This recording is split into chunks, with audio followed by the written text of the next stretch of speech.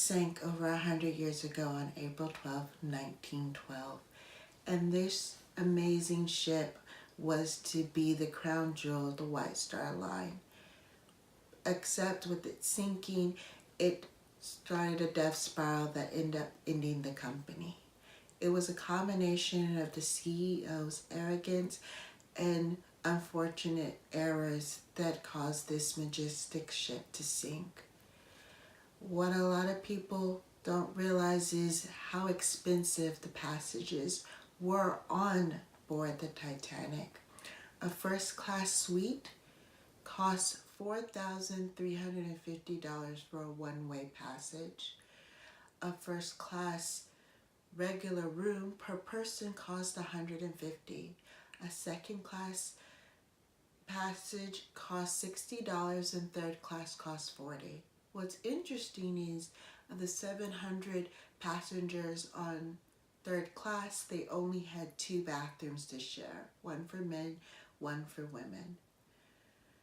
You don't invest in a big ticket item in any company without insuring, whereas if you lost that item, it won't be a killing blow to the company. It cost $7.5 million just to build the Titanic. And it wasn't until 2 weeks before its sailing that they even pulled out an insurance policy. It was for $5 million in the event of a total loss of the ship. What's interesting to note is that that insurance policy was paid 30 days after it sank. The sinking of the Titanic caused many insurance companies to scramble because there was life insurance policies and loss of property claims by passengers on board the ship, which totaled to 16 million pounds. Now, you might think of, what about the people who died on the ship? Were there lawsuits? And yes, there was, both by British and American citizens.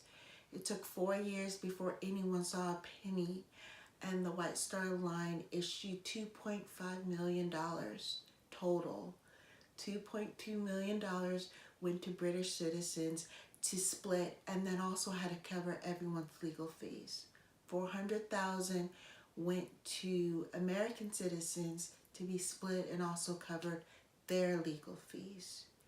Now, everyone thinks about the lifeboats when they think about the Titanic, and what a lot of people don't realize is, according to the Merchant Shipping Act of 1894, the Titanic was above legal compliance for lifeboats.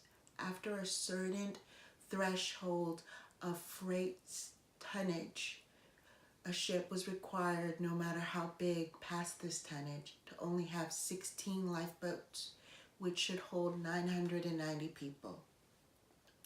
The original blueprints of the Titanic called for 64 lifeboats. Ismay felt that 64 lifeboats would be too cluttering on the deck, and also would send a message that they didn't think that the ship was safe. So he compromised and put 20 lifeboats on board, which was more than the legal limit was required. Now, what a lot of people don't realize is the Titanic sailed just barely over half full. This ship could hold 3,547 people. The Titanic sailed with 2,220 people on board. And of that 2,228 people, only 705 people survived. 1,528 people perished on April 12th with the sinking of the Titanic.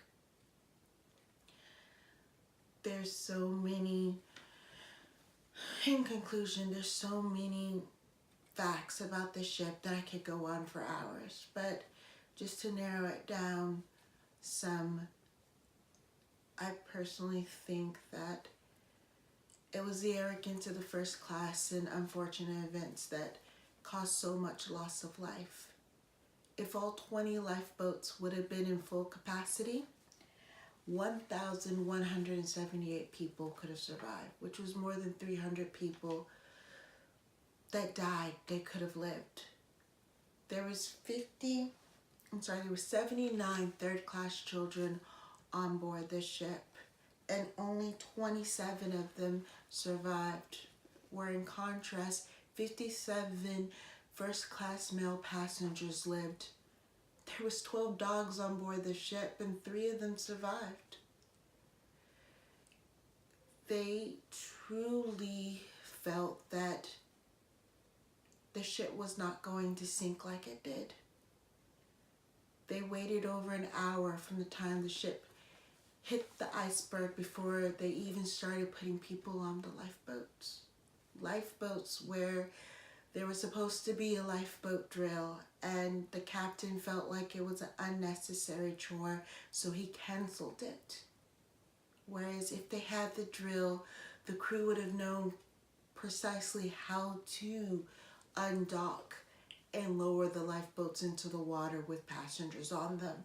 The passengers also would have known where they needed to go to get on the lifeboats. All the second-class children survived the sinking of the Titanic, and only one first-class child died.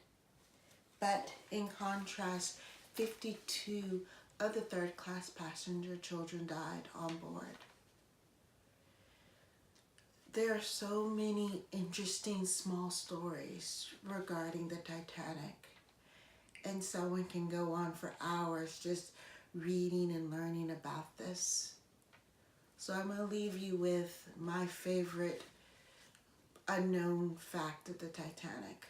There was one black man on board the ship. He wasn't a crew member.